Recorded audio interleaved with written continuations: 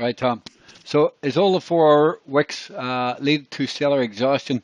Now, it, it could do, right? It definitely could add to that. What I'm concerned about here is the fact that the market is pumping really hard today. The market is pumping, everything is bouncing, and this already had huge selling yesterday.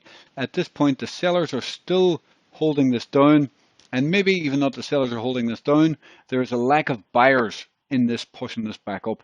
At this point, no matter where you draw this, there has been a bearish sort of stop hunt rejection up here at this point on the highs. So can it lead to more of a rejection? That's kind of the question that we need to be concerned with. The fact that the buyers did not step in today is a concern for me. So I'm probably going to sell 50% of my position. It's not doing what I wanted it to do. It was supposed to open up today and negate this. Now, the day is not over. Maybe it'll find some strength and maybe we'll get that push, but it was supposed to push back up like this today. And even as a trade, I was, aiming to make just whatever's on that bounce. So say we bought down there somewhere. Even worst case scenario, it was supposed to bounce up in here to like 50% of this, which is a 5 to 7% move. Worst case scenario. Best case scenario that it was going to negate this right back up, and then it would show great strength to potentially push higher.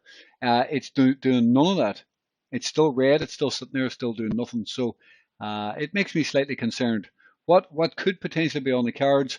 You can see this. If you're willing to hold on for it, would be something like this. When you close right down on the lows, like this, close right down on the lows, and then the next day you get this doji on the bottom, and then you bounce back up, and then we could bounce back up tomorrow.